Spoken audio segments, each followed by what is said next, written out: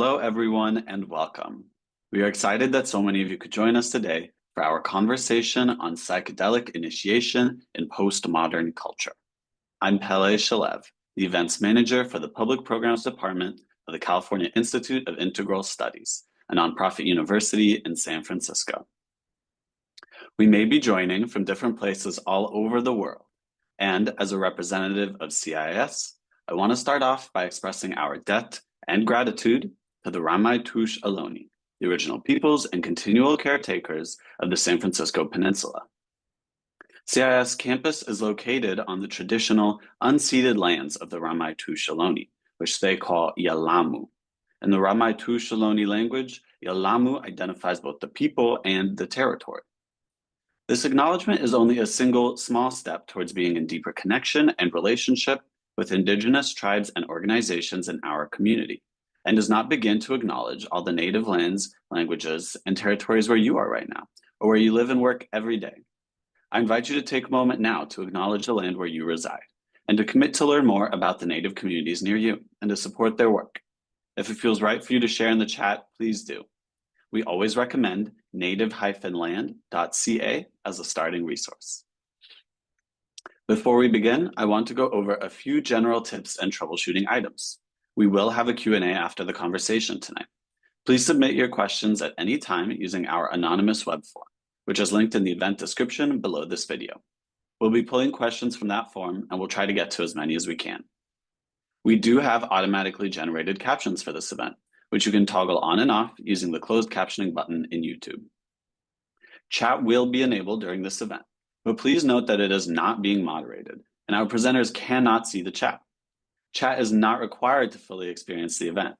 If you choose to participate in chat, please be respectful and avoid language that could be offensive or insensitive to others. You can turn the chat off at any time, and we encourage you to do so if you find it negatively impacting your experience in any way. If you're having issues with your audio or video, we always suggest that you start by refreshing the page. And then if you still have issues, we suggest that you adjust your video settings within YouTube. Now, let me first introduce our presenter, Richard Tarnas, and then we'll get right to the conversation. Richard Tarnas is Professor Emeritus at the California Institute of Integral Studies, where he was the founding director of the Philosophy, Cosmology, and Consciousness Department. During his 30 years teaching here, he taught courses on the history of ideas, depth psychology, archetypal cosmology, cultural history, and the evolution of consciousness. He is the author of The Passion of the Western Mind and Cosmos and Psyche. He was formerly the Director of Programs and Education at Iselin Institute, the President of the International Transpersonal Association, and a member of the Board of Governors for the C.G. Jung Institute of San Francisco. And now, let me turn it over to Richard Tarnas.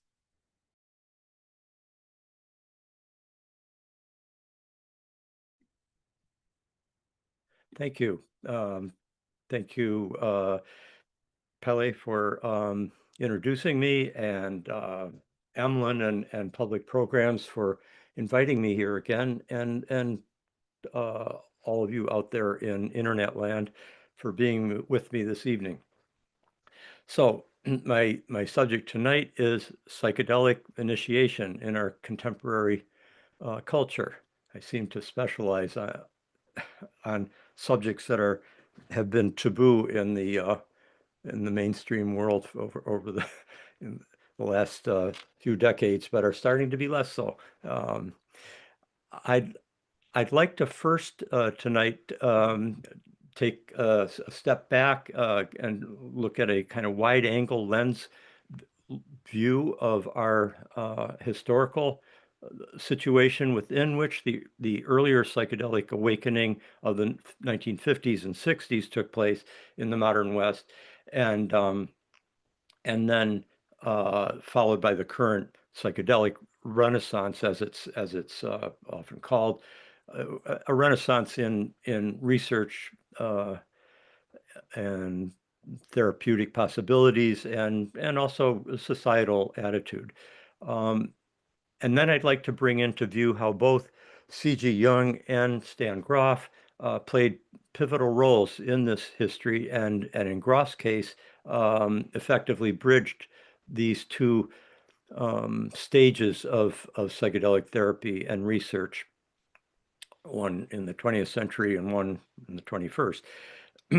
And thank goodness he's still with us, living in Germany now, 94 years old, still very lucid, have weekly conversations with him that are always very, very interesting, going over our lifetime's work together and continuing evolution of them.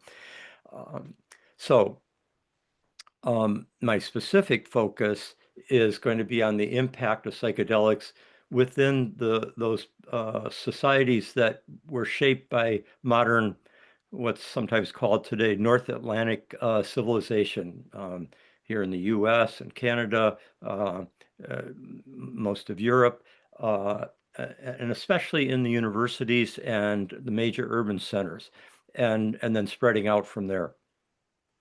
That said, I want to emphasize that these topics that we're addressing this evening would, of course, look very different from the perspective of, say, a Mazatec curandera like Maria Sabina in Mexico, or an ayahuasca-inspired society in Peru or Brazil, or a peyote inspired society among the indigenous Southern Plains tribes in North America.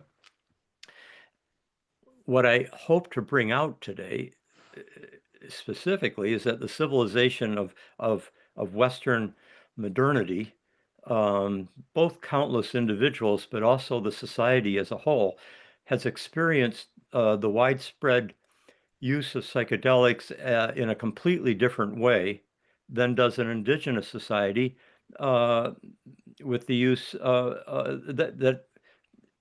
in which the use of indigenous societies that have had rituals and social structures fully integrated over many centuries, with the use of sacred vision plants and psychoactive medicines.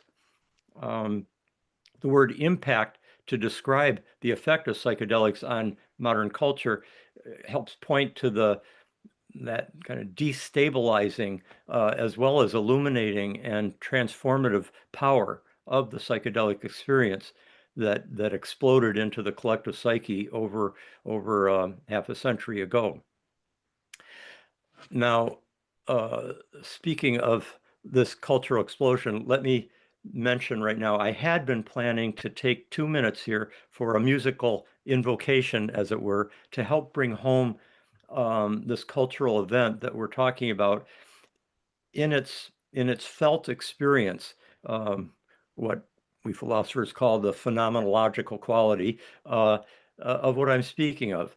So I was going to play for you White Rabbit, Grace Slick and Jefferson Airplane's very brief 2.5 minute, quite dramatic, truly iconic song of psychedelic initiation from 1967. But the problem is that YouTube, as extraordinary a public forum and resource as it is, it hasn't quite matured to the recognition that there's something called academic fair use, which allows scholars to share and speak about works of art, not to make money off them or just from showing it, but rather to study it, to contextualize it, to interpret it, to understand it, to have it illuminate the subject under discussion.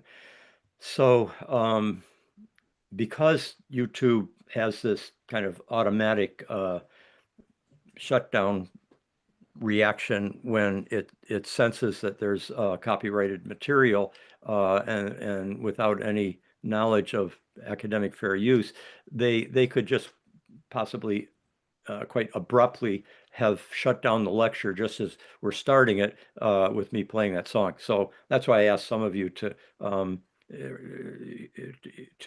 you might want to just go on to YouTube where you can just see it, you know, either before the lecture or if you happen to see that note, or afterwards, and just type in official video of White Rabbit, Jefferson Airplane, and it'll pop right up, and you'll have it, or you, of course, Spotify or Apple Music. But most of you probably know the song already quite well, and some of you may have freshly listened to it, as public programs suggested. And if you happen to be watching this as a podcast recording later, not in this live stream, then of course you can also just stop for a moment and listen to the song. But returning now to our regular programming, as many of you know, that song was listened to by tens of millions of people, young people especially, over and over again during the later 1960s. And you could say that that song both reflected the interior state of the collective psyche at that time, and it also influenced the collective psyche. That's what great art does. I mean, it is an expression of the zeitgeist that comes out of the collective psyche at that moment, but it also articulates it in such a way that enacts it and with artistic power in such a way that it actually kind of feedback loops into the collective psyche and the zeitgeist with its own particular inflections. And musically, that kind of bolero power and depth of the deep bass notes, the authoritative voice of Grace Slick, who wrote the song, the sense she gives of we're being invited, almost commanded by her powerful voice, to undertake a potentially disorienting descent in order to expand one's mind. The song has a kind of very special power and Grace Slick was almost like this high priestess beckoning a generation to the underworld. So I wanted to recall that song here, partly because the music brings us immediately into an experiential level, which music can do much more than words alone are able to. Music can call forth a somatic response that's kinesthetic and that's emotional and imaginative and kind of directly archetypal. Music reaches deeper into our evolutionary psyche than complex verbal language can do on its own, no matter how eloquent or articulate we know language can be. But what I especially wanted to call attention to, why that song, more vividly than many other examples of so-called psychedelic music or acid rock, which could often be rather formless and chaotic and loudly dissonant. White Rabbit captures the gravitas, the absolute seriousness and intense focus of the psychedelic entrance into the unknown. It combines this with the archetypal trickster, that kind of destabilizing surprise element when the ground of reality collapses beneath one's feet. The song's been many times called a masterpiece for good reason. It's literate, it's witty, radical, but it's also disciplined and tight and rebellious and irreverent and hip and countercultural. It's both intelligent and mysterious, and it achieves a kind of ritual high drama through that solemn bolero crescendo right to the climax. And it's all expressed through Lewis Carroll's imaginative, his symbolic universe, with animal guides and trickster figures and astonishing reality shifts. Last thing I'll say about it is she wrote that song at her cheap upright piano when she was just 26, right here in Marin County, just north of the Golden Gate Bridge, north of San Francisco, and right after she'd experienced a long overnight LSD journey.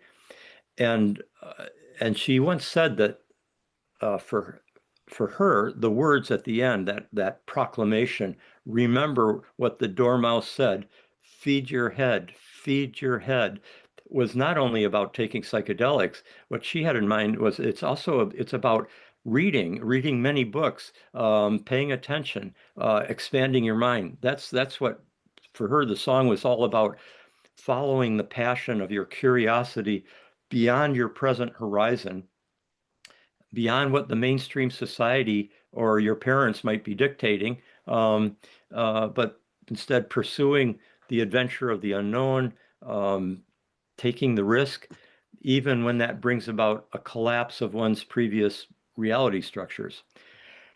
So a good word to describe both the psychedelic experience and that song's call is that it interpolates us. I love that word, interpolate. It refers to something that interrupts and challenges and reorients us.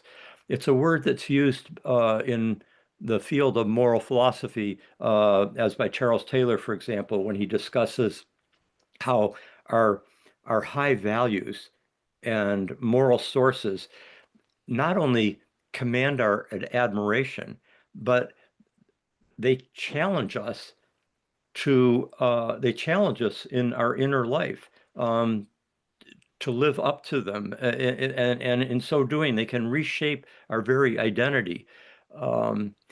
It's the perfect word for the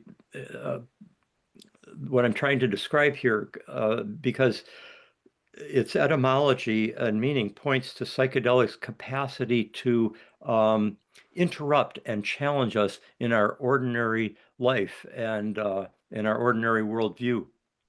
It can challenge not only our sense of reality, but our sense of who we are. It connotes something that fundamentally changes us and can reconstitute our entire identity. And not just once, but over and over again. Every journey is a new descent into the unknown, with uncertain consequences. I remember Stan Grof saying more than once, and as have I, it's never underestimate prior to your entrance into a new journey, what can happen, because it's beyond what our expectations will be. It makes demands on us. It undermines our naive confidence that we know what's happening. That's very much what initiation's all about. And an essential stage of it is that undermining of our naive confidence that we know what's happening. Like Dylan's, there's something happening here and you don't know what it is. Do you, Mr. Jones? So the psychedelic experience, it presses us towards transformation, and it undermines our past certainties, and it expands our vision. It evolves us. It disciplines us. It can both disempower and then empower us on an entirely new level. I have a good friend, very intelligent, very experienced, who, when I invited him over 25 years ago, I think, I had invited him to join an ayahuasca circle that I was part of and kind of partially organizing. And he said to me, sure, he'd like to check out ayahuasca, as he put it. The next morning after the ceremony, and during the group sharing, he described getting his derriere kicked in a most emphatic way. And as he said, with a kind of chastened look on his face, well, you don't just check out ayahuasca. Now, this is all very close to what C.G. Jung, how he described the workings of the unconscious and its power and the deep psyche, and especially of encounters with the numinous, and with what he called the God image in us. Like for Jung, God was what he uses words like it's what trips us up. It calls us up short as we pursue our business as usual strategies with our executive ego function. It's like when the men on the chessboard get up and tell you where to go. It's as with Alice in Wonderland, it's both a fall and a call. And it's a fall in multiple ways, as in Strawberry Fields, let me take you down. Because the relevant vector of psychedelic experience is depth, moving deep below the surface. It could be the deep psyche, deep space, deep time, the deep inner world, the depths of the underworld, deep shit, deep mysteries all intertwined. But the vector is depth, and from there it may achieve undreamt of heights.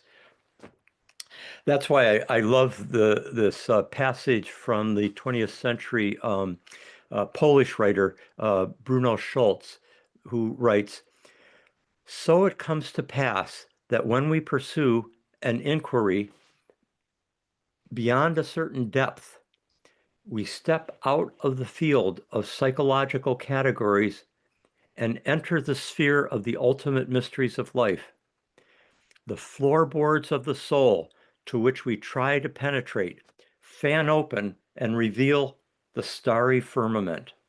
It's a great image. The floorboards of the soul to which we try to penetrate, fan open and reveal the starry element, the starry firmament. Brian Swim reminds us of how when we are looking up at the night sky, the starry firmament, we need to keep in mind that we're on a spherical Earth, and there's not really any up or down. In fact, in some sense, we're looking down at that starry firmament, and it's only our gravitational attachment to the Earth that is keeping us from falling down into the starry firmament. It's a great image from Bruno Schulz, quite a very special writer, sometimes compared to Kafka, but he was from Poland rather than Czechoslovakia. So it was more than 50 years ago, just before I moved to Esalen Institute to work on my doctoral dissertation and to meet Stan Grof, that my doctoral advisor, who was Thomas Hanna, also was a founder of somatics, which is taught here at CIIS. He urged me, on the basis of my previous education and continuing interest, he urged me to devote my dissertation not to the subject that I was planning on, which was basically I wanted to write about the evolution of the idea and experience of archetypes from Plato and Aristotle to Jung and Steiner. But instead, Tom Hanna said, "I think you should write a handbook of LSD therapy."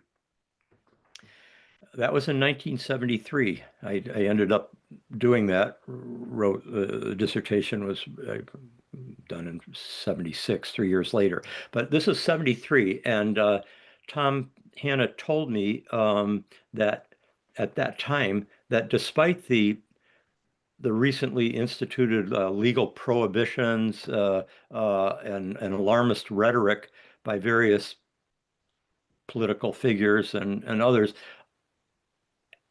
The fact was that after 20 years of research and clinical experience with psychedelics in a therapeutic context, there was a broad consensus of knowledgeable psychiatrists, psychologists, and therapists who were fully convinced that the future of psychotherapy would be greatly enhanced by psychedelic therapy, and that it represented a powerful tool that could really reshape that future.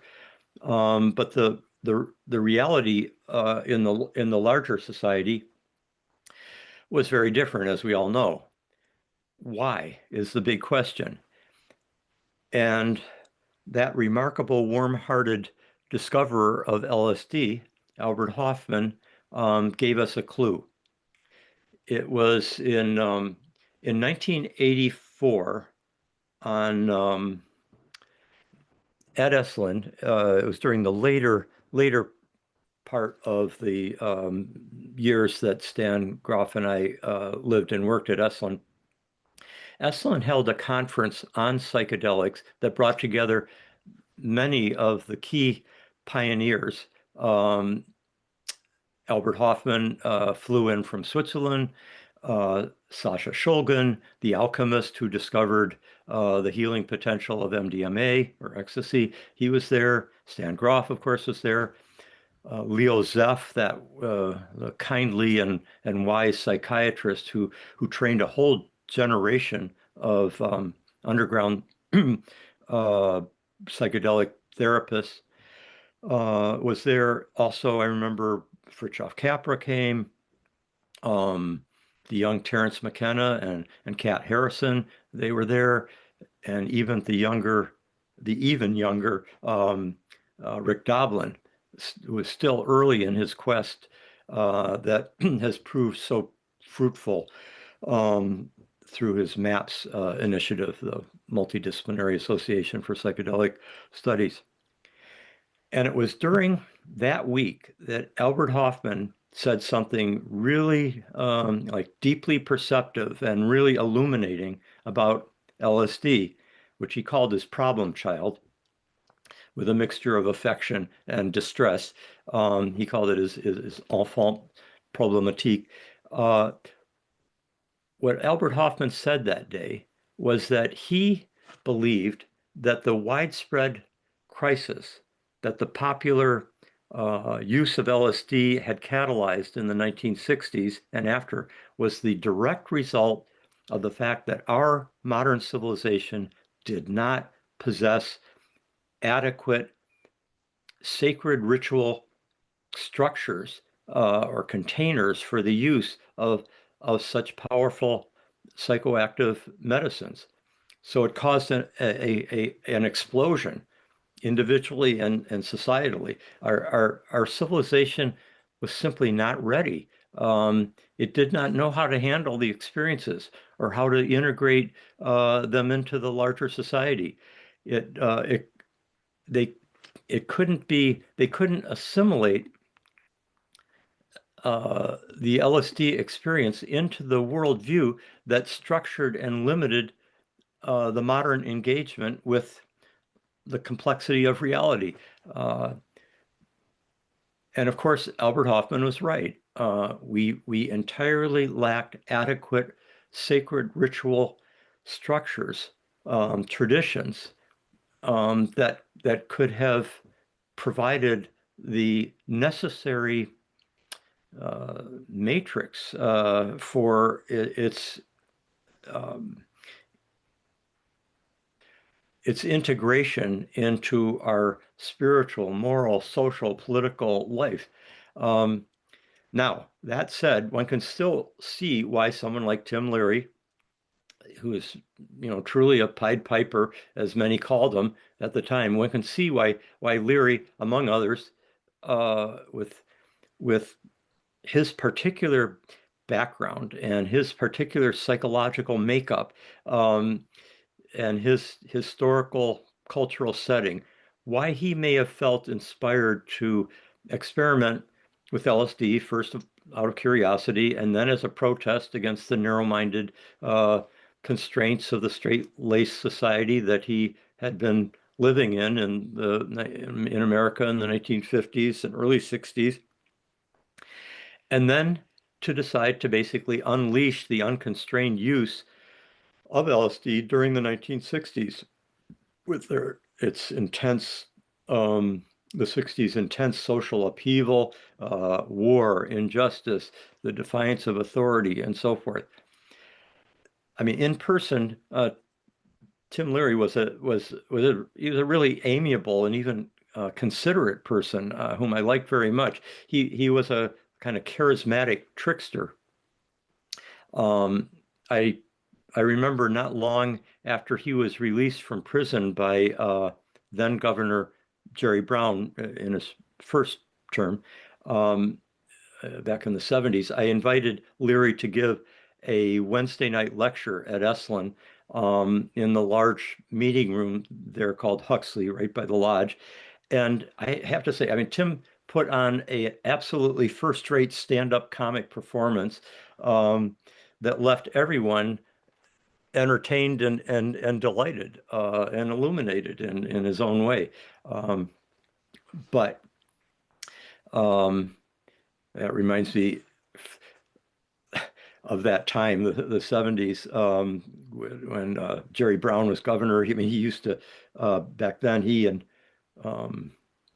Linda Ronstadt, they would come down to Esalen to consult with his mentor, Gregory Bateson, who was living at Esalen then, and Fritz's. And yeah, it was just a different era. And Jimmy Carter was president. And for all of you who would like a brief comic relief from our present national nightmare, check out the wonderful Saturday Night Live video from that time with Dan Aykroyd as Jimmy Carter and Bill Murray as Walter Cronkite, showing basically Jimmy Carter responding in the moment, live, calmly, but in a well-informed way to this call-in from a young man who's freaking out alone at home on a bad acid trip, and he's telling the president and Walter Cronkite there in the White House on this call, and he says that he's afraid to leave his apartment. He can't wear any clothes. The ceiling is dripping, and Jimmy Carter stops Walter Cronkite from hanging up, and instead says, he asks the caller a couple of questions, and then says, "Okay, Peter, now listen, you've taken some orange sunshine. Remember, you're a part of the universe. You're going to be okay. Do you have any Allman Brothers there at home?" It was obviously a different time. But getting back to Leary, Tim probably underestimated how much his own, I think, psychological needs and somewhat messianic ego may have played a role in catalyzing some of the untoward events that ensued in the country and elsewhere. Like some other psychedelic pioneers, I think of John Lilly, for example, and his use and abuse of ketamine.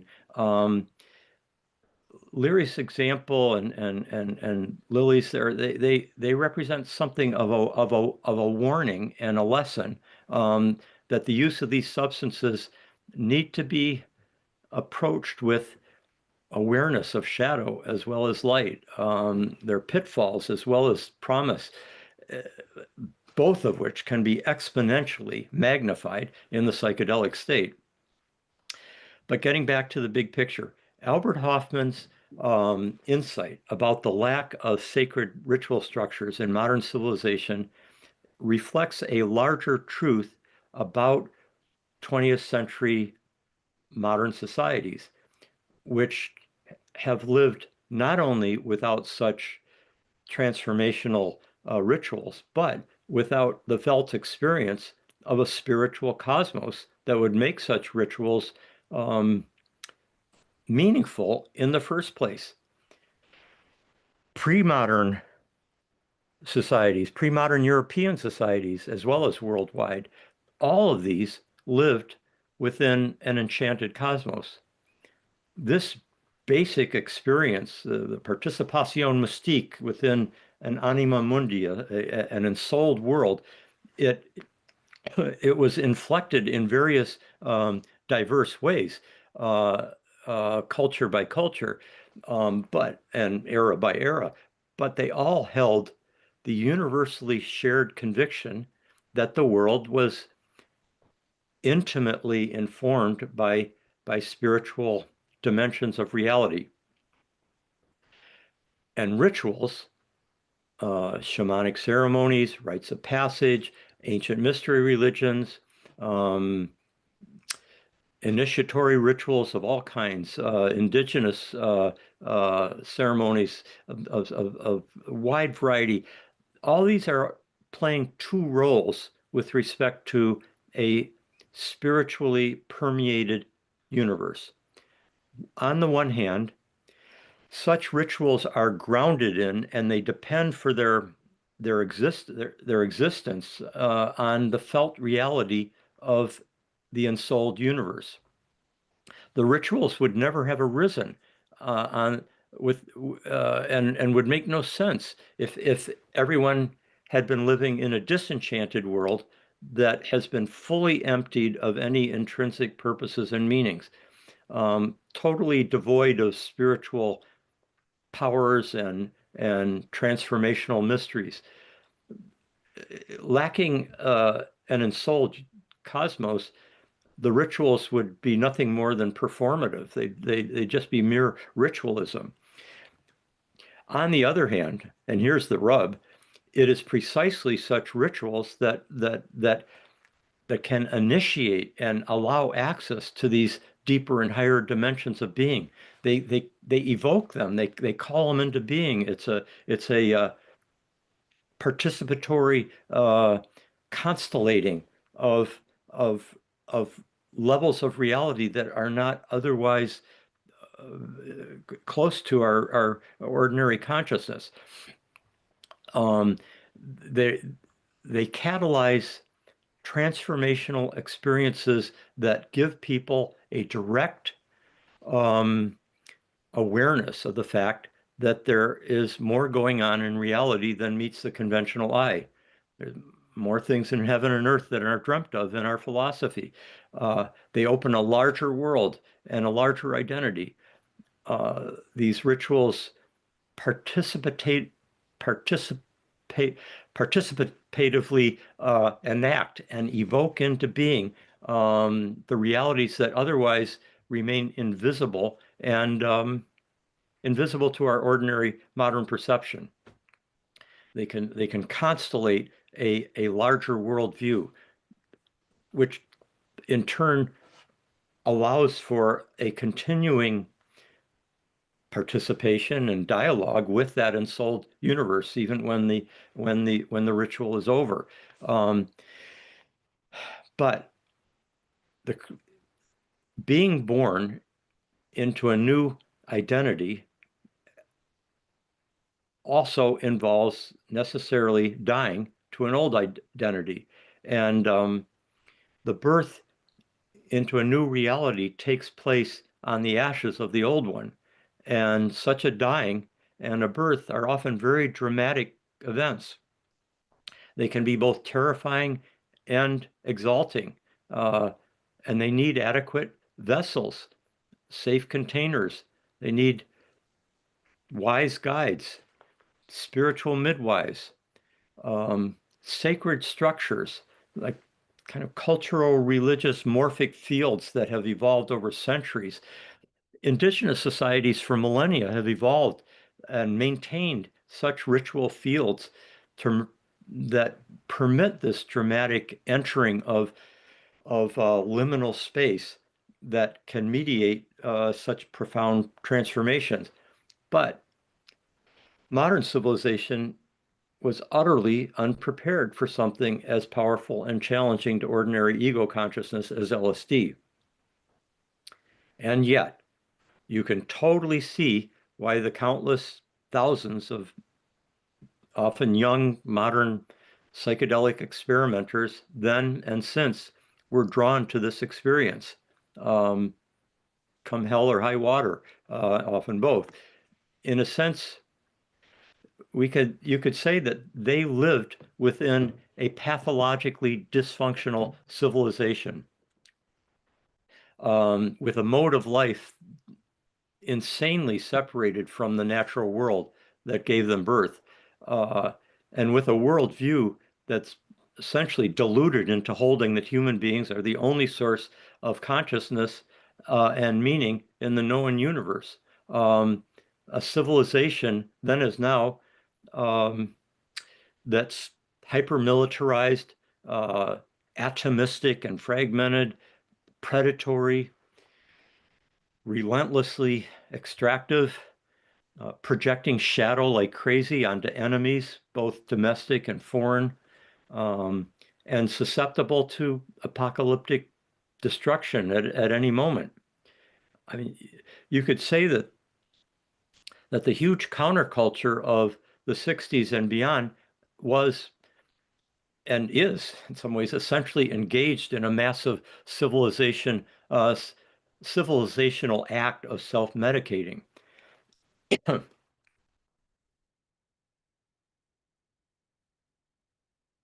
Except that the medicine was sacred medicine and psychoactively powerful and potentially dangerous in unprepared hands and uncontained circumstances.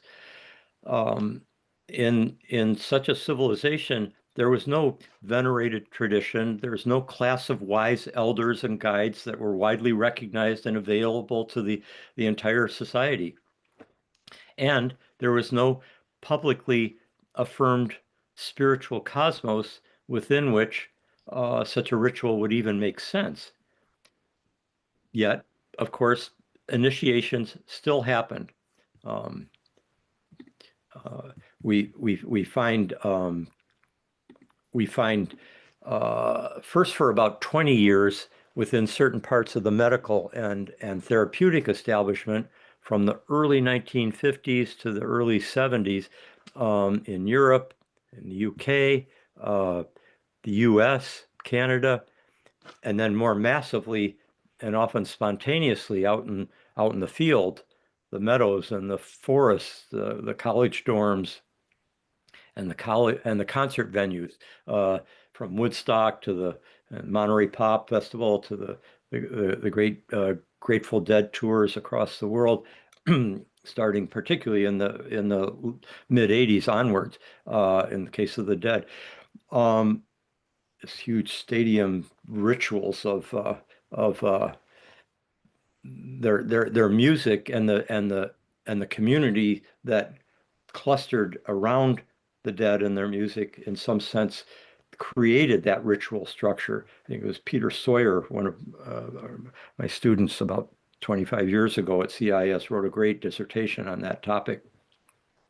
And the effects of the larger society on the effects of this widespread use of psychedelics, even after it became illegal, but also beforehand, the effects of psychedelics on the larger society were tremendous. It deeply influenced the music, the films, the theater, literature, and the arts, popular fashion, clothes, ways of speaking, the modes of life, social mores, the sense of humor was affected. Terence McKenna pointed that out quite rightly. Was very much amped up. Another level of sophistication and reflexivity came into the humor then. More complex symbolic insight and epistemological insight, even though people wouldn't necessarily use that word. The heightened ecological awareness that spread through the the country and the world at that point. The return to nature and the organic food movement, the imagining of a world without hostile borders. We all inherited these many shifts whenever we were born.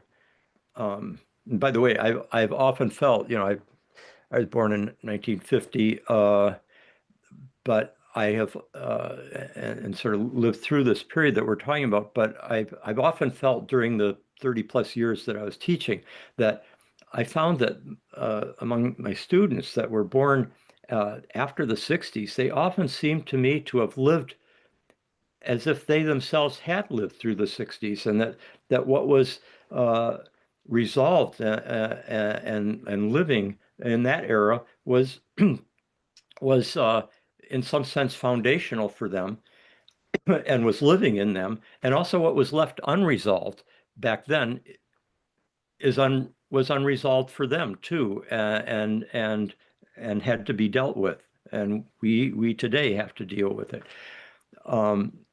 But as we know, back then, the reigning political, legal, medical hierarchy became punitively antagonistic about LSD for complicated reasons, and psychedelics generally. And the casualties of countless trippers unprepared for the power and challenges of the psychedelic experience were very real. So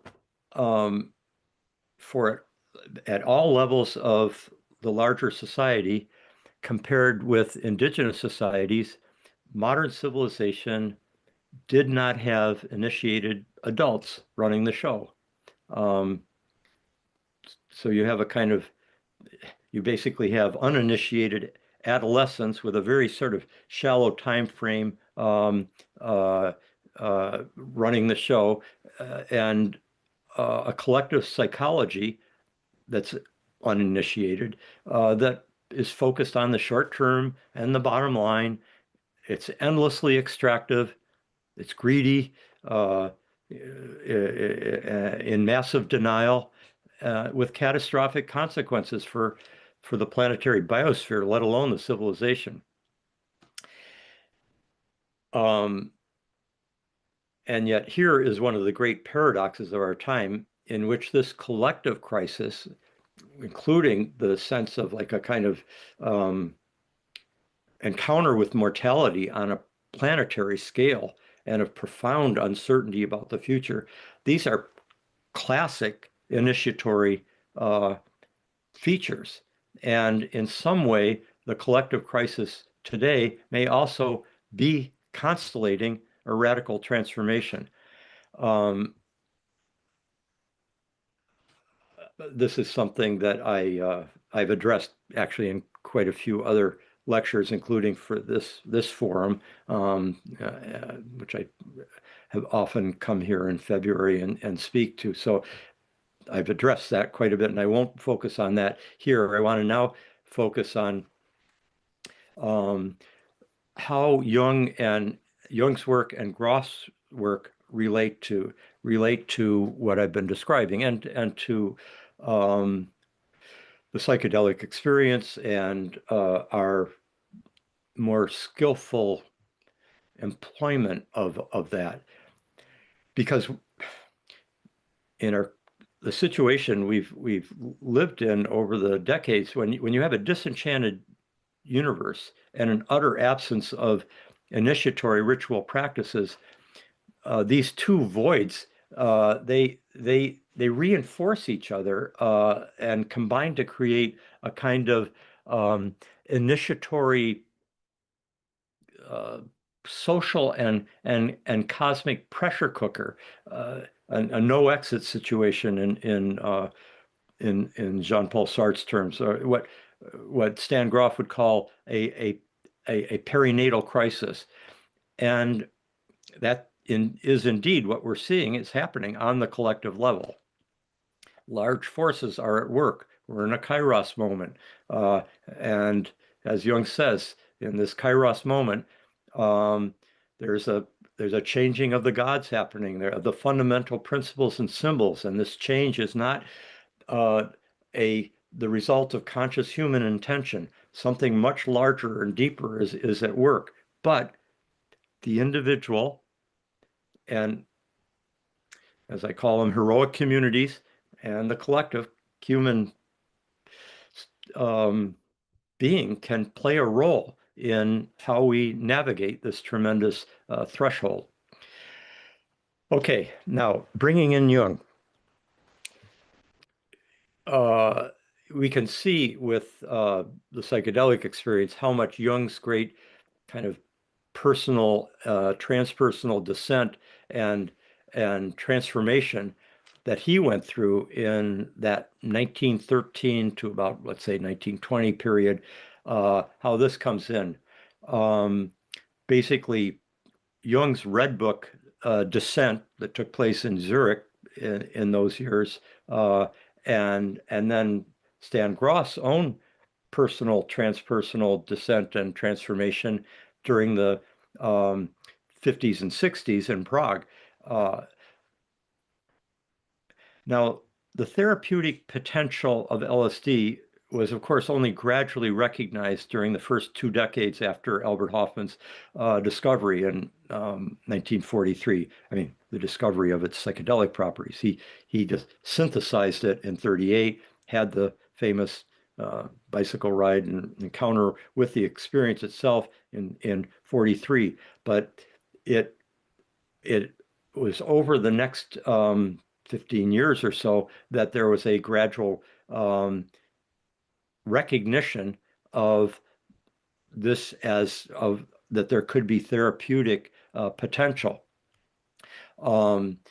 At first, it was just much more of a kind of psychopharmacological interest. What happens when people take it? Then there was the psychotomimetic paradigm, where it was seen as LSD could be very useful if we give this to psychiatrists in training so that they have a sense for what the psychotic state is in a temporary way. But then gradually the therapeutic potential started coming out, primarily with a psychodynamic and psychoanalytic orientation. Jung himself was not part of that evolution in the research of psychedelic therapy. In fact, LSD was really only getting started in this sense during the last decade of his life. But he did know about mescaline, and there's even some serious Jung scholars who believe that he might have experimented with mescaline once. There's no definite proof, but some feel that there's indications that might have happened. In any case, he strongly expressed concerns about using mescaline because, well, he felt that this artificial, as it were, he wasn't thinking in terms of the shamanic cultures and indigenous rituals and so forth. He was thinking of modern Westerners, and he was thinking about himself and what his unexpected, forceful encounter with his own deep psyche as the unconscious flooded into his awareness in the years leading up to, well, in the year leading up to World War I, 1913, first half of 14, and then all during the war. So intense during that period, he wasn't certain he could retain his sanity. He felt genuine peril at times, along with the treasures, and all this was being activated without drugs. And so he had a real concern about others doing this. Now we have to keep in mind, Jung had he seems to have had a very porous psyche. It was porous in the sense that he could easily move from individual unconscious to the collective unconscious or collective psychic experience, and that was what totally threw him as it started coming in 1913 with his visions of what was about to happen in World War I. But of course, at that point, he had no idea exactly what would take place. But his psyche was porous also with respect to other dimensions, spirits, ghosts, synchronistic intimations that his easy access to the mythic, the intensity of his dreams and visions, his skillful capacity for active imagination. And note that the latter, which was his particular kind of contribution to a sort of ritual and descent into the unconscious after you've had a dream or a vision or whatever. The active imagination gave him a degree of agency that was important. It was a co-creative thing between his own agency and the agency or autonomy of these, what he would call the contents of his unconscious, or these powerful figures in his deep psyche. But therapists generally who were using psychedelics, including some Jungian analysts, they recognized the ways that Jung's ideas and discoveries really shone a light on the psychedelic experience beyond what he would personally have been articulating. Ronald Sanderson, for example, in the UK, was an important early Jungian analyst using LSD back in the 1950s and 60s. There's so many ways in which Jung shines a light on the psychedelic experience. I mean, he just the reality of there being a deep psyche, a deep unconscious beyond just the personal unconscious of Freud and the repressed instincts and traumatic material. A deep unconscious, a collective archetypal unconscious that was a source of wisdom and mystery, not just problematic traumatic material and suppressed instincts. And it was very cross-cultural in scope, this deep psyche. And Jung's recognition of the fundamental power and presence of archetypes. His observation of synchronicities, his interest in the esoteric, many esoteric traditions that psychedelic explorers often are drawn to themselves. He had that already. The importance of the re-enchantment of the world, recognizing it, the importance of initiation, his grasp of the importance of the spiritual dimension of human life, and of nature, of the natural world, and of the cosmos itself. Of life as a spiritual journey. He's got all that. And his understanding of the birth archetype and the death rebirth process.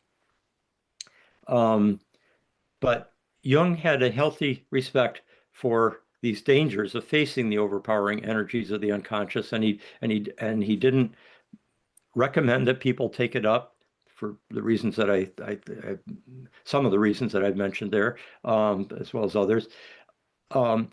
Scott Hill, our own, an alumnus from our philosophy, cosmology, and consciousness program, wrote an excellent book on this based on his dissertation that he did with us, right on this topic, and it's called Confrontation with the Unconscious. Excellent book. And it's been widely discussed in the Jungian community. He's been invited to Jungian centers, including our San Francisco Jung Institute. It's had a real influence. So Jung's psychology was probably the most important existing mid-20th century psychology capable of engaging many of the results of LSD experiences. He didn't get some things. No, none of us get everything, but he didn't get some things though. For example, he generally didn't recognize the significance of past life experiences, which come up very frequently with psychedelic as well as holotropic breathwork experiences.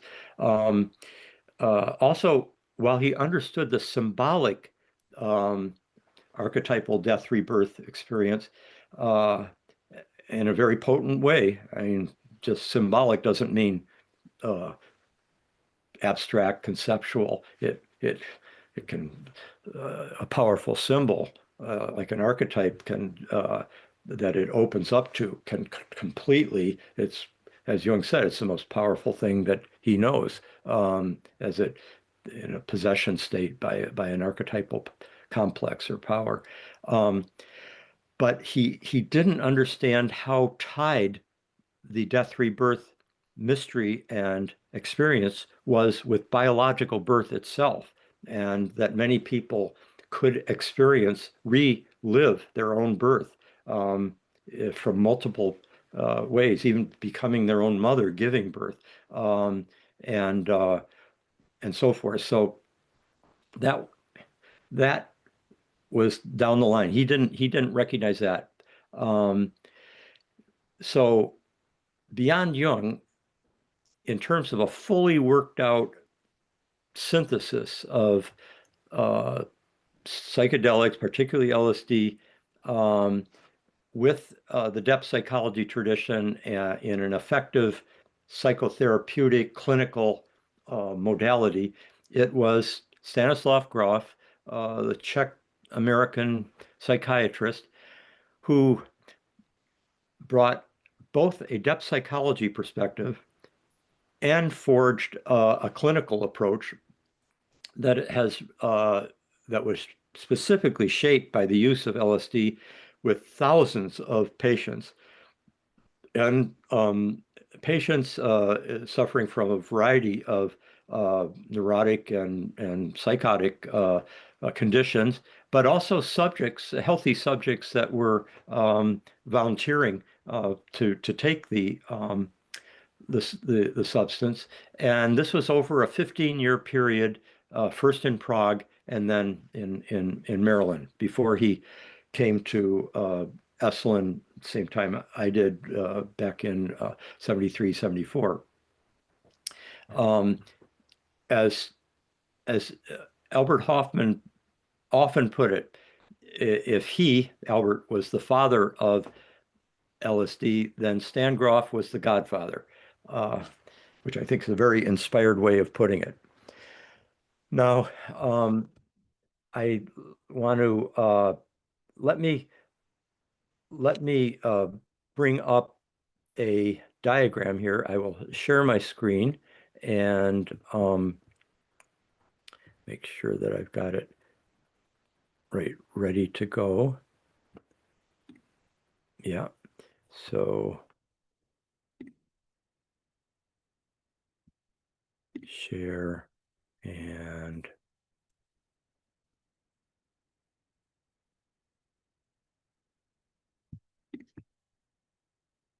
okay.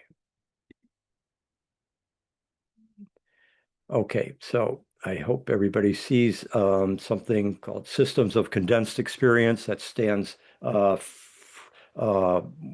coexsystems and levels of consciousness. So this diagram is something that basically I constructed over years with Stan in the years after my dissertation, but as we started co-teaching together in first at Esalen but then many other places, including in the philosophy, cosmology, and consciousness program. And we would hand draw these things. I would usually, not being a great artist, it would be a kind of rough thing. But a few years ago, we asked Darren Dearda, PCC alum, who's got great gifts in this direction, and he took our drawings and made them into this. Now, this is basically a diagram that helps to show the big picture. You've got the ordinary ego consciousness up here at the top, and then the depth dimension, as I say. And what Stan was using low doses, low to medium doses in Prague. Let's see, how am I doing? Oh, good. I've got 20 minutes before Q&A. That's just right. Can't believe I'm on time. So in the most of the years in Prague, I think serendipitously, because this was a very helpful way of basically doing the onion peeling of the unconscious in stages, is that by using low to medium doses with patients often on every 11 days, they would have a session with him, and in basically a psychoanalytic framework, often speaking with Stan, but also, attending to their visions, the distortions, the images, the memories coming up, etc., and sharing them. And this happened, I think, in the later 50s, but particularly in the 60s, and he was doing like 2 sessions a day, starting one early in the morning with a nurse. They had a clinic. Everybody's is staying right there, so that everything's kind of nicely contextualized there, safe container. And then midway through the day, when one person's kind of starting to come down, he would start another one. So we just built up a tremendous database of understanding, as well as doing his own sessions. And what he found was that in the early sessions, people seemed to tap, well, the earliest experiences tend to be, more the usual psychedelic images, abstract arabesques, and the like, patterns, colors, etc. But then, as soon as the emotional field starts getting more intense, there can be an upwelling of material from the recent past that often has an emotionally potent quality, often problematic things that have happened, recent experiences like a loss of a relation, the ending of a relationship or something like that, or a divorce or something like that. But then he found that as people kept taking these session after session, there was a gradual deepening of into their earlier memories, in a way very much like the history of psychoanalysis after Freud, going deeper and deeper, from recent repressed material to like the Oedipus and Electra complexes of that period, and then the earlier periods of psychosexual development, the early nursing experiences, and so forth, all of which could more or less be, excuse me, understood in largely psychoanalytic terms, including object relations theory, Melanie Klein, Fairbairn, Wilhelm Reich, Abraham, etc. But then at a certain level of deep experience, people started both seeming like getting quite a bit more intense, difficult emotions, and then could encounter both what felt like their own mortality, like facing death in different ways, and reliving their birth. So going back all the way, and that's what these perinatal matrices are. And so very quickly, these are connected here like these yellow circles, because these are coex systems. That is, they are like all the times that one might have experienced, say, abandonment, romantic failure, a divorce, but then maybe perhaps one of one's parents died or left the family at very young age, or some deep sense of abandonment. While over here, there could be very positive experiences of feeling loved in a happy relationship, friends, family, etc., early childhood experiences of great nourishment, and then all of these seem to connect with these four perinatal matrices that are often, especially back in the 60s, seem to be connected to the fetal biological experience of birth. And they still can quite vividly, biological experiences of birth can be intermixed with these powerful emotions, metaphysical things like the state of being in the full throes of the birth contractions. There's no way out. The cervix is closed. One's in helpless pain. One doesn't understand what's happening. You're being expelled by the only universe that you've known that has been so all nourishing, etc. There's no exit, etc. It's like a hell state. Or then there could be like a purgatorial state where the cervix opens and there's great powerful movements, but it's in a struggle to like the oxygen alone, but also the extraordinary contractions of the uterus, and then the narrowness of the birth canal that Homo sapiens leaves us with, our evolution, and then the sudden birth of and the into a new realm that one had no idea was out there, and then experiencing the reunion with the mother, the matrix, that which one had thought one had lost, and a real potential for moving on into a very well-nourished childhood. But also there are infancies and childhoods that are not nourishing. There's births that can be extremely traumatic for various reasons, and those have to be worked through painstakingly and painfully, etc.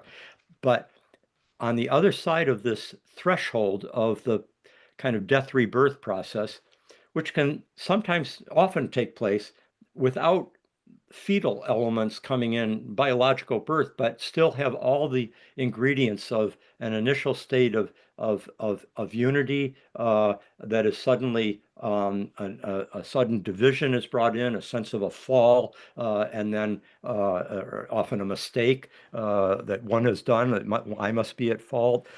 Intense feelings of guilt and suffering, but suffering without knowing of any meaning, which is the worst kind. And then there can be the sense that this it's going somewhere. There's light at the end of the tunnel. It's suffering, it's intense, but it's going somewhere. It's meaningful, as Nietzsche and others have said.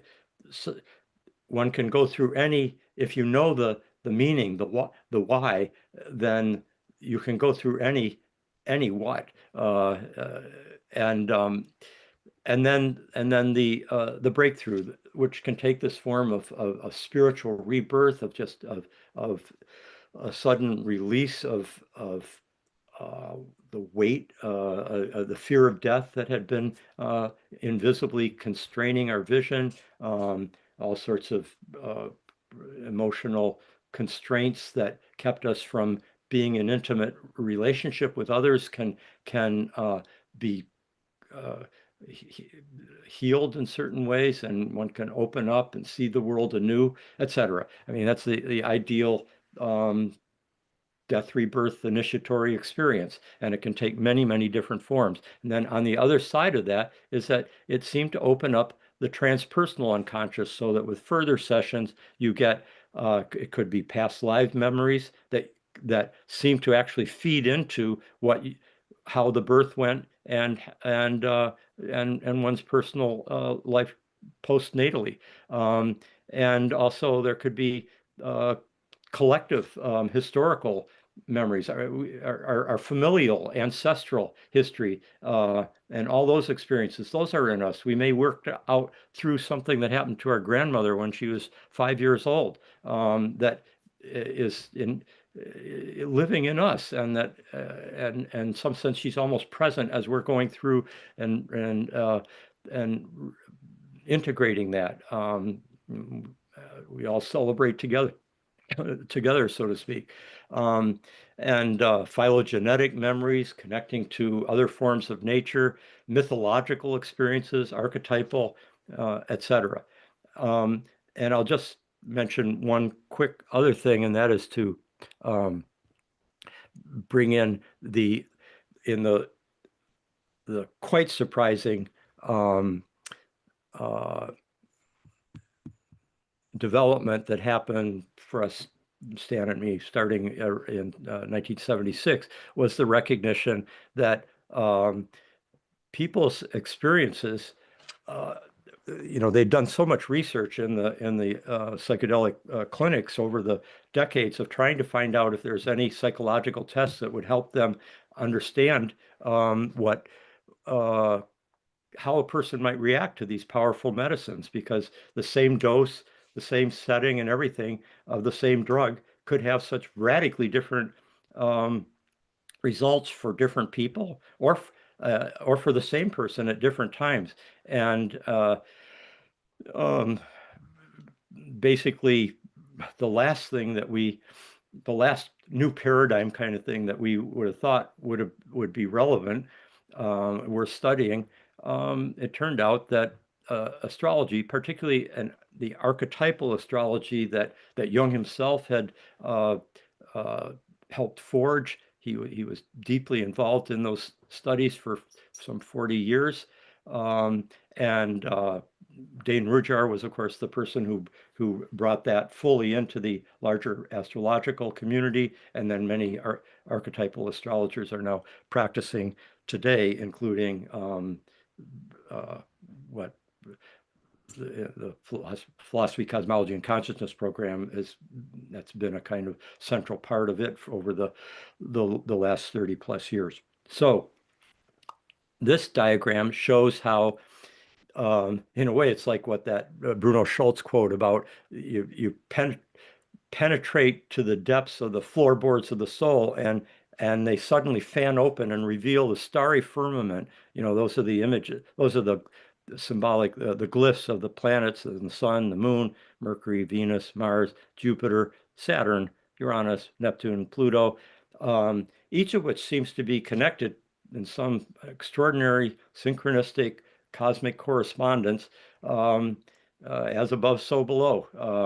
And that the birth chart, where those planets are at the time and place of a person's birth, gives us a lot of indications as to the particular archetypal dynamics. This is something Jung saw, the particular archetypal dynamics that person has throughout their life as they're working through the great gifts and potential, as well as challenges of that of the particular alignments that reflect particular archetypal combinations and dynamics and complexes and so forth this lifetime. That's why Jung was using astrology for most of his, he said in the early 50s, he said to a friend of the family psychiatrist that I met in Switzerland once, that he was using it with all of his patients by that time. And then transit astrology is like the great additional gift that helps you see like what planets, that is, what archetypal energies are activated at what time, in what combinations, and for how long, etc. That gave us, really illuminated our understanding of the major qualities, themes, experiences that people were having. Okay, now I will stop sharing the screen and say a few more words before, in 7 minutes, opening up to Q&A. I think the key thing to see about Stan's contribution to why he's been so pivotal and regarded by many of the current leading psychedelic therapists and researchers as being kind of the dean of this discipline, the great, in a sense, the wise man archetype is very strong, strongly constellated. He's a kind of high priest of the death rebirth mystery in some sense. But I want to tell you, like, what I think made this possible, because Stan's like, he came in with a certain openness of approach. He, instead of coming in with, he was trained as a psychoanalyst, and he had a very, Freudian and mainstream medical upbringing. But he brought a particular attitude towards the psyche that shaped both his therapeutic methods and the map of the psyche that he calls the cartography of the psyche that emerged. That attitude was one of deep respect for and radical openness to the mystery and seemingly infinite depths and plenitude of the psyche. He had a trust in the unconscious, and this allowed him to be more of a midwife, a psycho-spiritual, somatic, like midwife, than a controlling obstetrician in the birth and rebirth process of the people he was sitting with. This openness and flexibility, in turn, brought forth a kind of, clinically, a kind of trans-theoretical range of experience that was reflected in his psychological theory. So he brings in Jung, he brings in Otto Rank, who was the first to really see that birth could play an enormous role, though Rank's understanding was more just the birth trauma at the final separation from the mother, not realizing that so much of the powerful trauma actually was in the prior to birth, and that the birth itself is a moment of both collapse of the old structures, but sudden expansion of horizons and epiphany, illumination, reunion with the beloved. And then Stan, here's the second thing, is that Stan combined this openness with a courageous willingness to explore and help others explore an astonishing range of non-ordinary states of consciousness. His trust in the ultimate, the inner healer, as he would call it, the self-regulating and healing capacities in every individual psyche. It encouraged him to use these powerful, non-specific catalysts of the unconscious to raise the energetic level of the unconscious material, to overcome the repressive lock of the ego on the energies which keeps them frozen in the armored body and psyche. So this helped him really overcome any kind of dogmatic attachment to particular theoretical assumptions, and it opened up the therapist and the subject or patient to the unpredictable spontaneity of the psyche's natural unfolding, or its eruption from the depths, because our theoretical assumptions can often serve as an egoic defense that stops the healing process from happening. So what he found was that these powerful substances like LSD, mescaline, psilocybin, ayahuasca, peyote, and so forth, there's a range of these resulted in what turned out to be a kind of major archaeological uncovering of the psyche, its many levels and its complexity, its unending complexity, its unending depths. There's no, it's infinite. There's no limits to what's in there. We'll never map out the whole thing.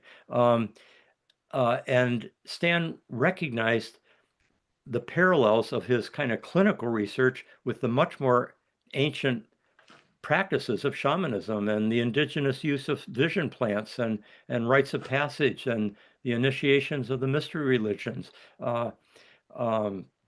That's he came to those in humility, not with the know-it-all of the psychiatrist, the modern psychiatrist who thinks like, oh, that's like an ambulatory schizophrenic kind of response.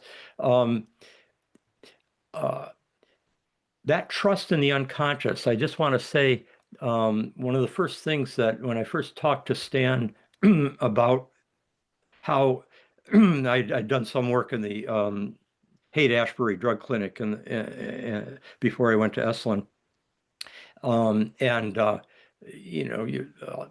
The very difficult bummers, as they used to be called, or bad trips that people can have, and often blamed on bad acid, when in fact, this was just the range of possibilities that, I mean, there was undoubtedly bad acid or bad drugs still to this day that circulate for all sorts of malefic reasons. But a lot of times it's perfectly pure acid that was catalyzing experiences that were not pleasant, that were very uncomfortably destabilizing, and that would then be blamed. Oh my God, somebody gave me some bad acid, and that's not necessarily what was happening.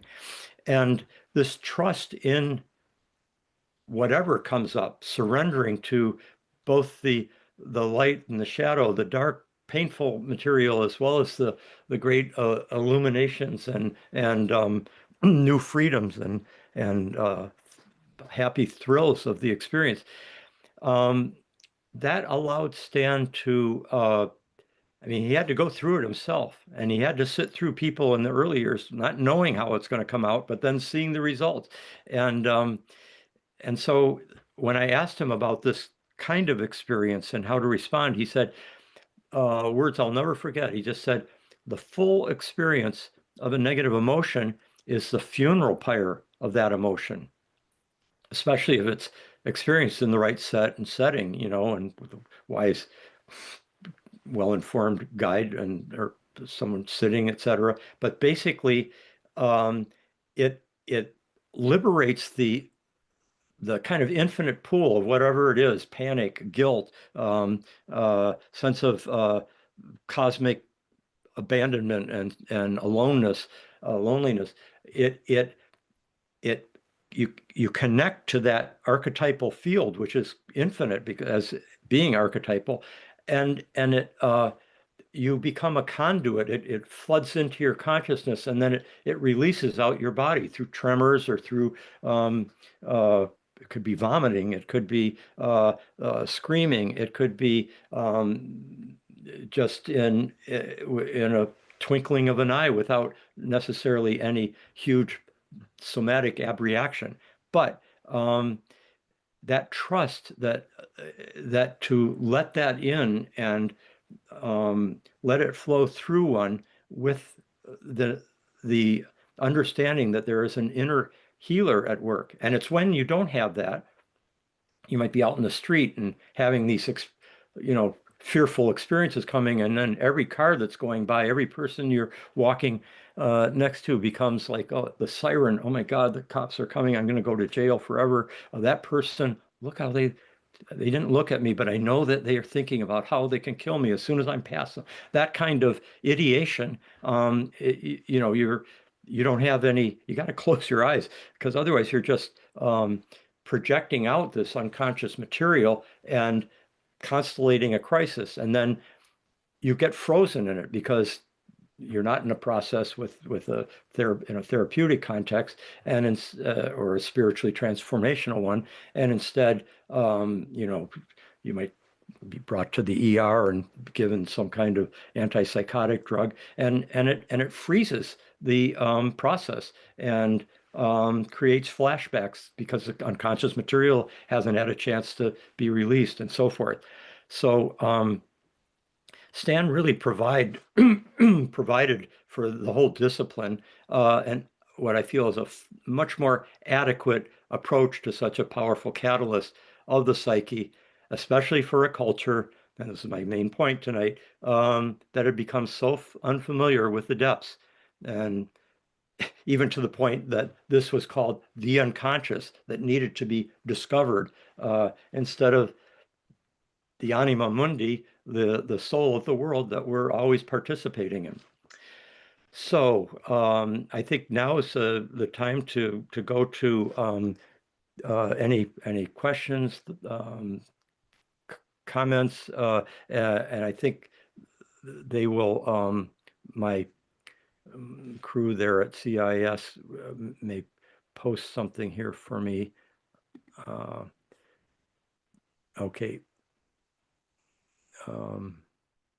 Where do I go? Q&A, there we go.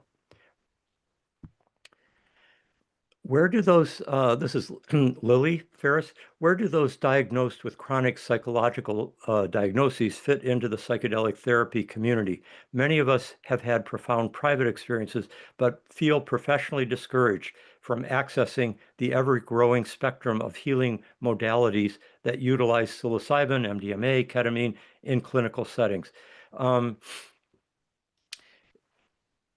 We're not there yet in terms of, I remember Stan and I used to envision back in like 50 years ago that there would someday be these kind of clinical centers that would also be in some sense spiritual centers, almost temples as it were, where people could come and find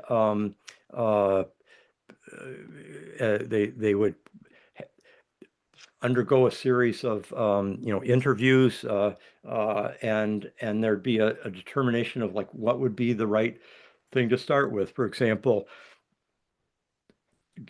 it can often be easier to start with something like, oh, I'm sorry, I should just mention that Pele just told me that these questions that I'm reading, I now see they're all from Lily, and that's because Lily is the person that's feeding me these, and the names of the people who are sending them to me are different, anonymous.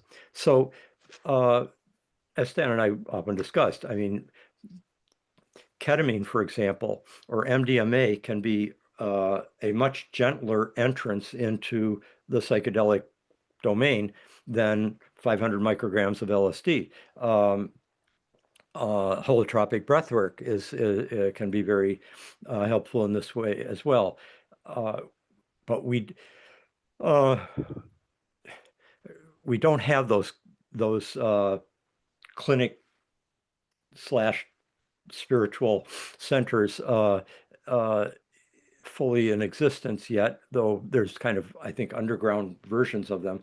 But I would, CIIS has a program there focused on the psychedelic medicines and research. That's one of the leading ones in the country, and I think that would be a good place to start.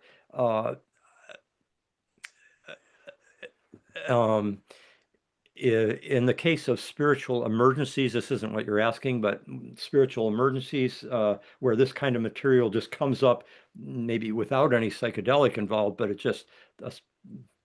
can just happen spontaneously, where a person is having this kind of I mean, basically that's what Jung went through in the 19 teens was a spiritual emergency. He had a strong enough egoic structure and frame of reference and help, particularly from Tony Wolff and solid circumstances around him, to be able to continue his life professionally and familially, etc. But every night he was going into these states, and he would both be overwhelmed by them, but also be cultivating them, exploring them with the active imagination. So I think consulting with I mean the center and recommendation. I brought up spiritual emergencies because you can go to like there's a spiritual emergency network that Stan and Christina Grof back in the 1970s founded, which could give help. I wish I could be more helpful for suggesting a place you can go, clinicians that are prepared to do this. I know they're out there. It's still, given governmental strictures and so forth, so much of it's in the sub rosa. It's in the countercultural underworld and so forth. Ayahuasca ceremonies in certain states are permitted, and there could be very good circumstances for doing that. I guess I have a certain faith that as you kind of check around and open up yourself to possibilities, that you will draw towards you the teachers, the opportunities that could respond to your need. Okay, how do significant planetary alignments impact psychedelic therapy models? It just moved on me here. Should we be mindful of astrological events when implementing psychedelics?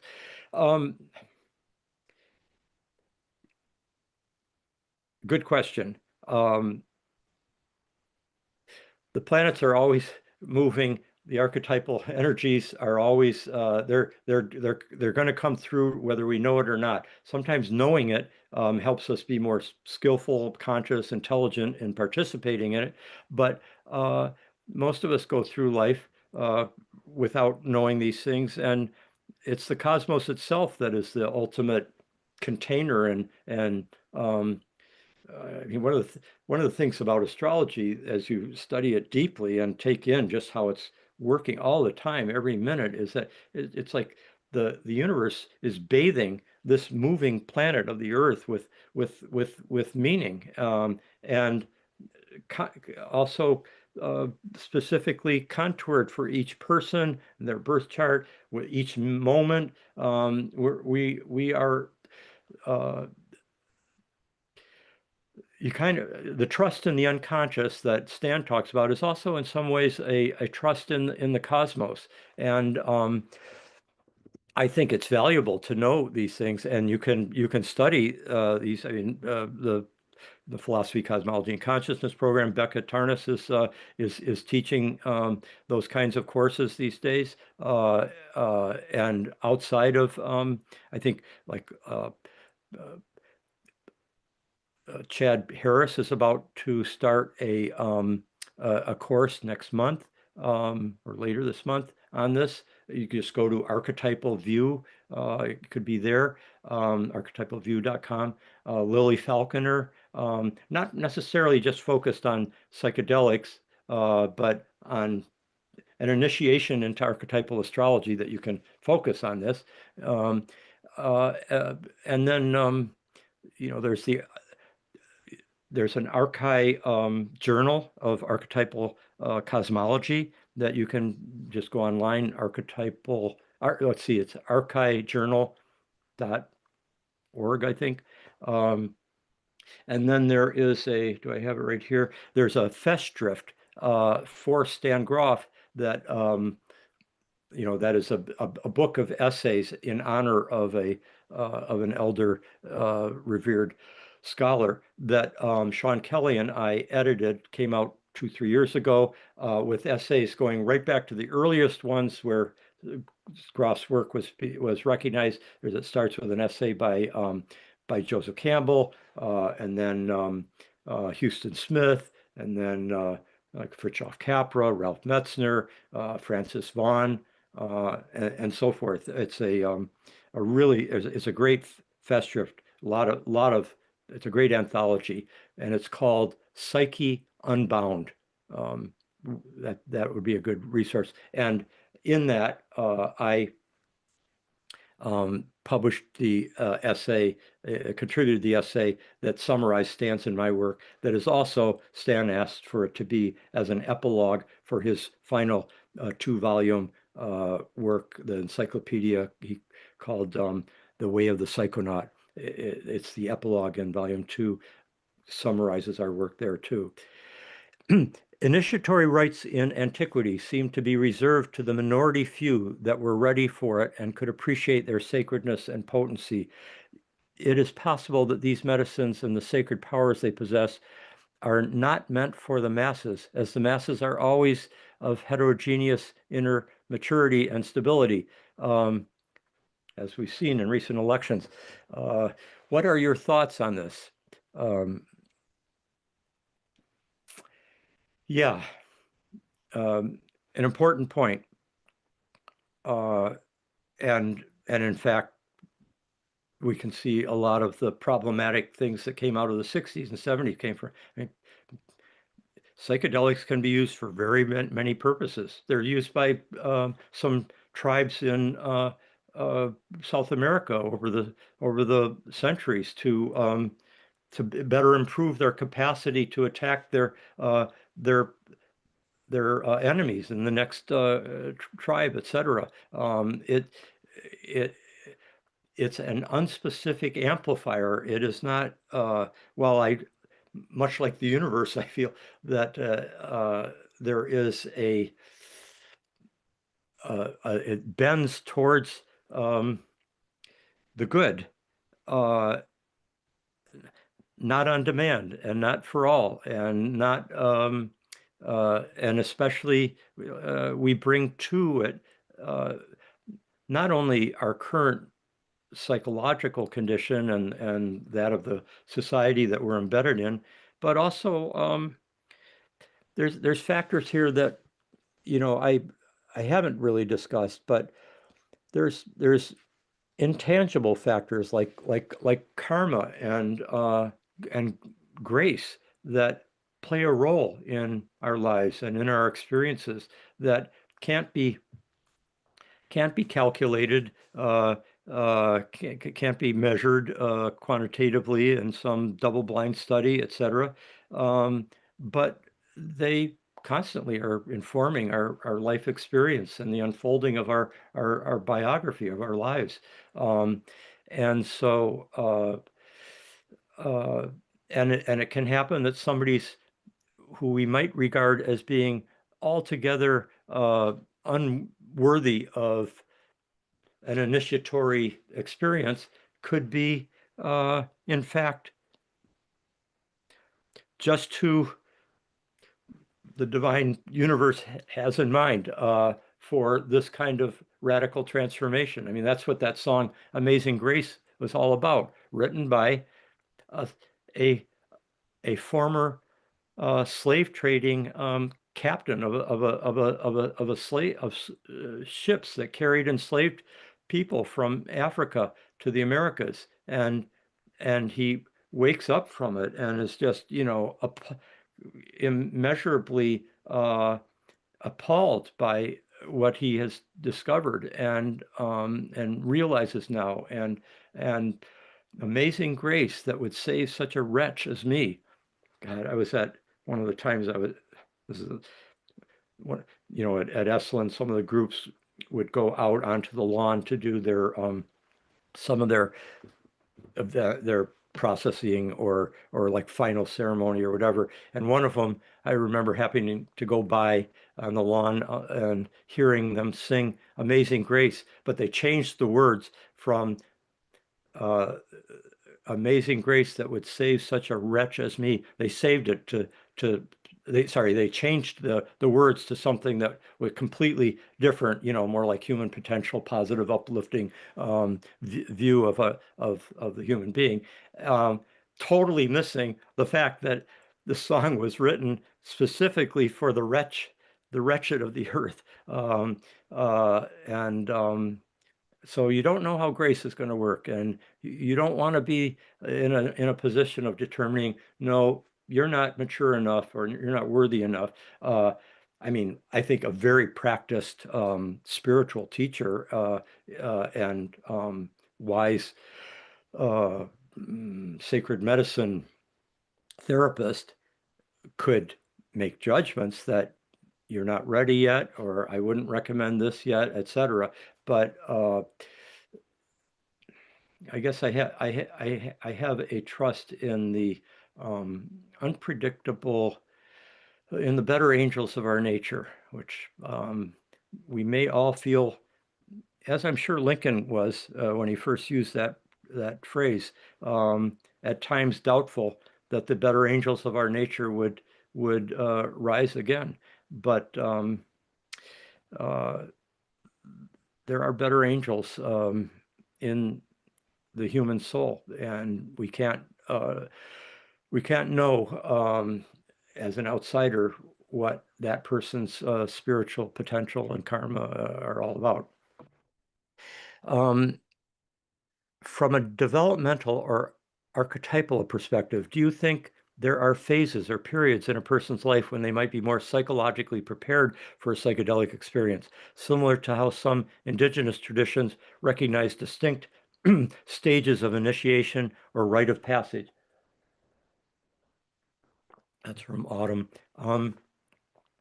Yes, but it can be hard to know. Different people have different periods in life when that might be happening. When not everybody has the exact same time, sort of phase shifts. And if you look at, I mean, I think there's such a thing as taking a psychedelic too young. And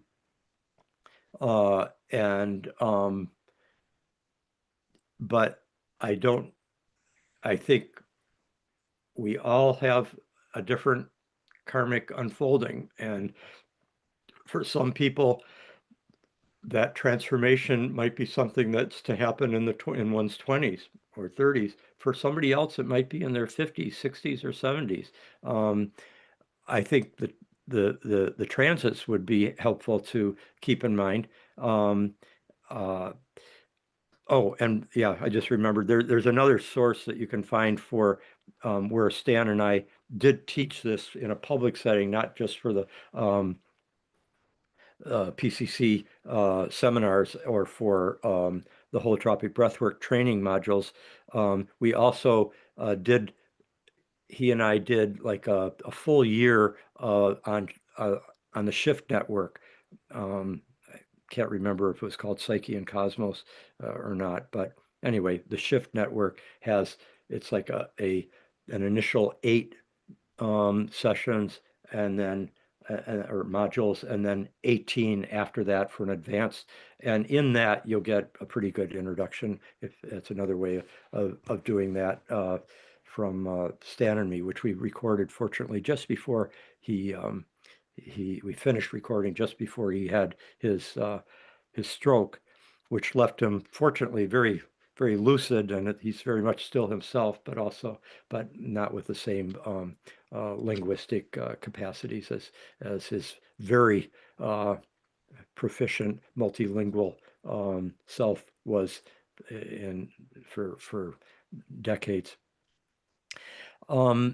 I was born a C-section baby and like to be squeezed as if in a straitjacket when on psychedelics. I wonder if this could be because I didn't go through the birth canal. Can you speak a little more to the connection between birth and psychedelic experiences? Yeah, very, very important point. There have been in quite a few of Stan's workshops over the years, there have been cases like this, and where the person who is in what you're describing there has basically asked for the group to create a birth canal for them to struggle through, and it can be quite healing. It's especially in a holotropic breathwork context, or perhaps in a very special sacred medicine ceremony. But yes, the thing is, we've all been born.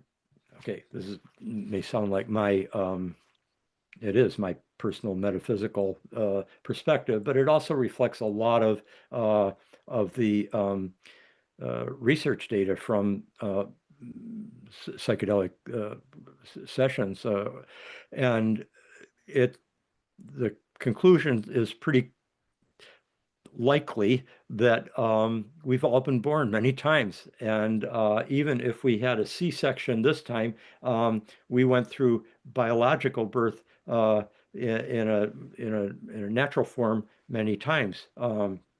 And in fact, we all have in us the entire phylogenetic inheritance is in us. I mean, this is the archetypal death rebirth process is deep. It goes all the way down, and um, uh, we all have in us, just as we've all got, our four limbs, like all tetrapods, ever since the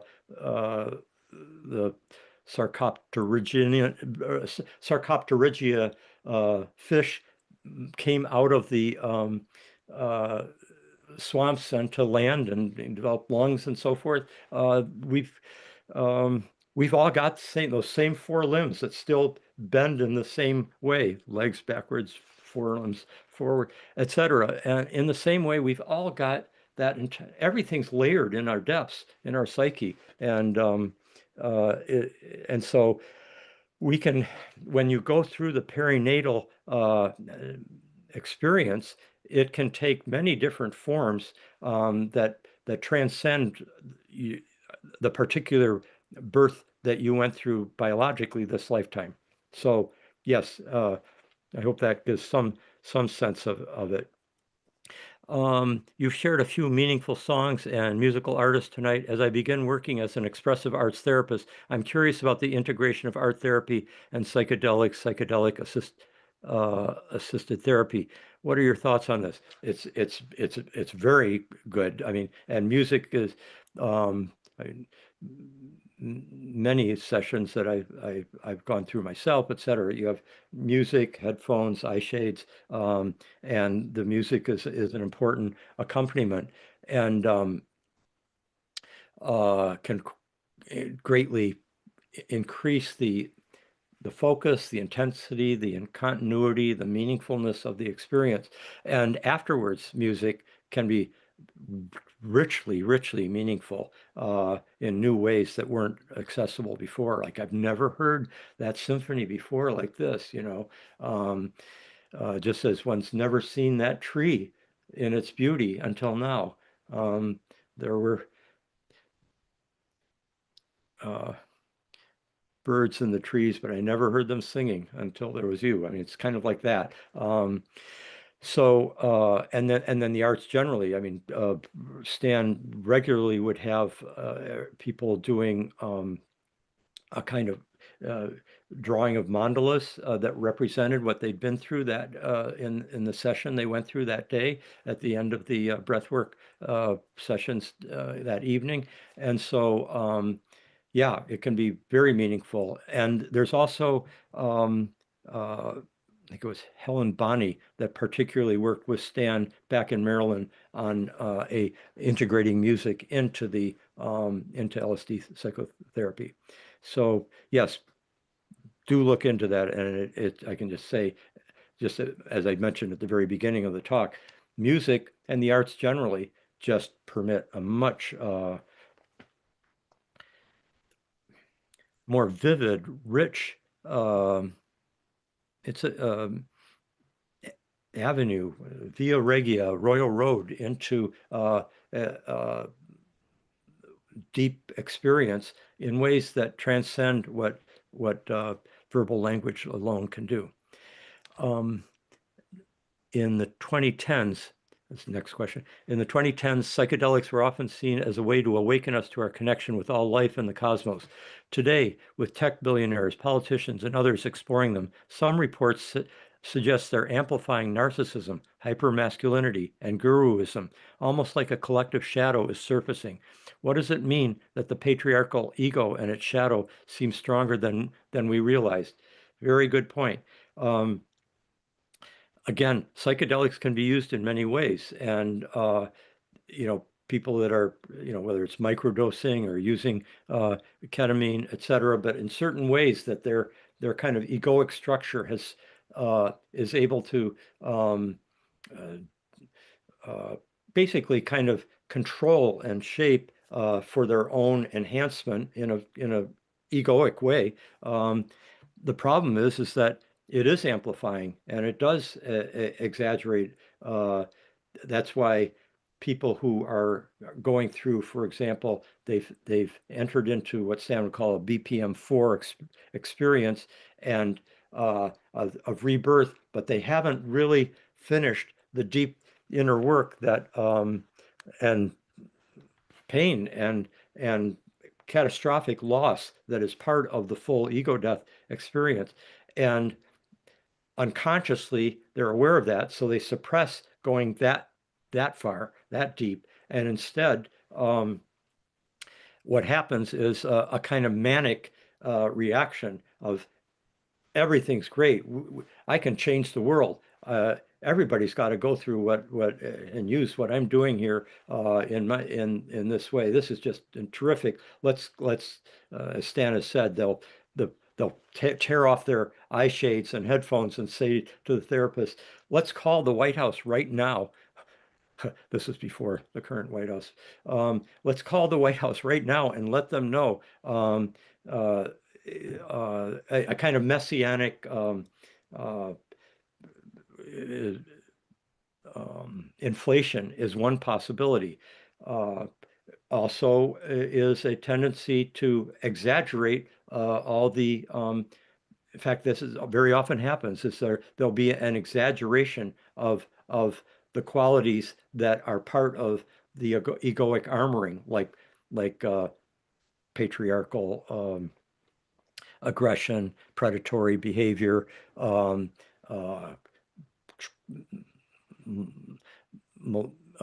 malevolent narcissism, and so forth. Yeah, it is a real danger, and it's another reason why these are sacred medicines that can be abused. And even back in 1969, those of you will remember, but that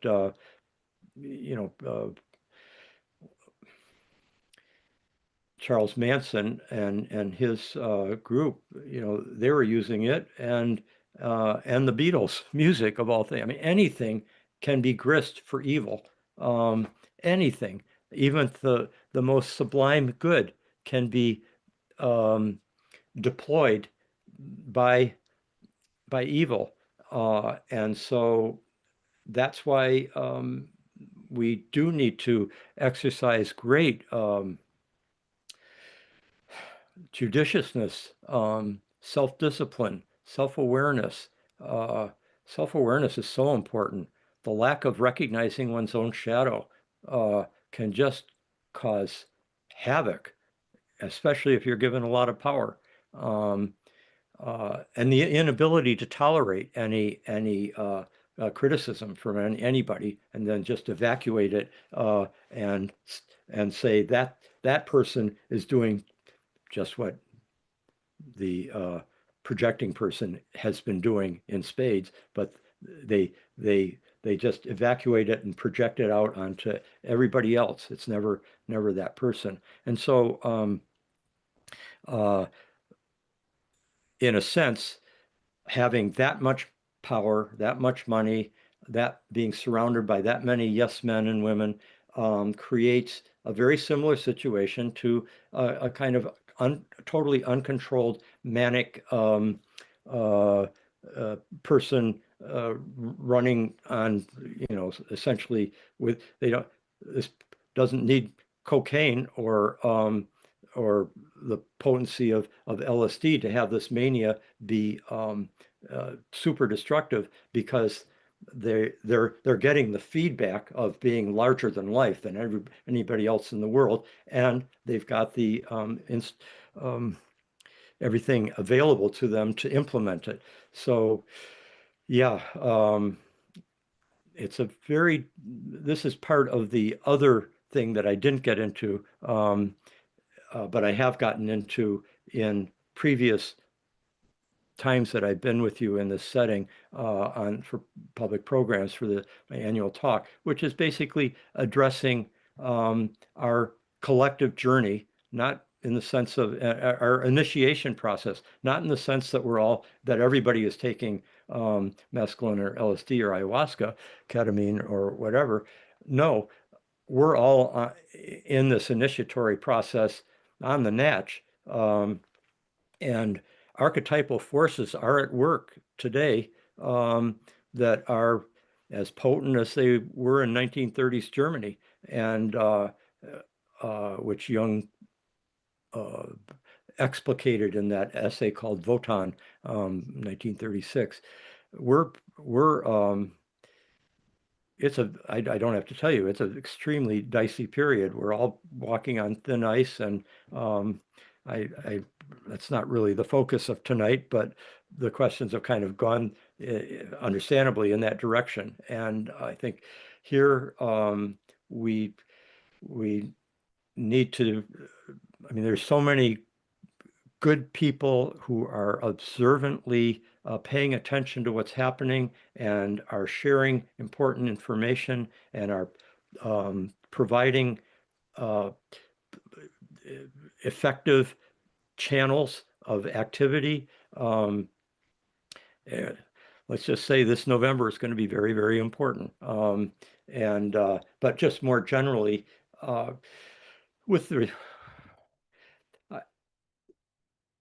I think the use of psychedelics or other designer drugs by tech billionaires and others, where they don't necessarily seem to be coming out as Jesus Christ or Saint Francis of Assisi as a result of their experiences, is an example that these are non-specific amplifiers. Two, it very much depends on intention, setting, and if your intention is on becoming a more and more powerful mega billionaire on the world stage, up to a point, it's going to serve that up to a point, and then as even Freud said, tyrants don't last too long in the long run. Well, I think we have gone, past our time, but I hope we've covered. We covered a lot tonight. It's been a kind of 2-hour Niagara Falls of me speaking here. That I hope some of it has been helpful for you, and I'm privileged to have you listen to me tonight, and I hope that some of what I have said will be useful to you, and even just maybe in the back of your mind, provide a kind of larger, deeper frame of reference to help us all go through, and help yourself go through the inevitable challenges that lie in front of us as individuals, as well as the human and earth community. Thank you very much for being with me, and go in peace. Bye-bye.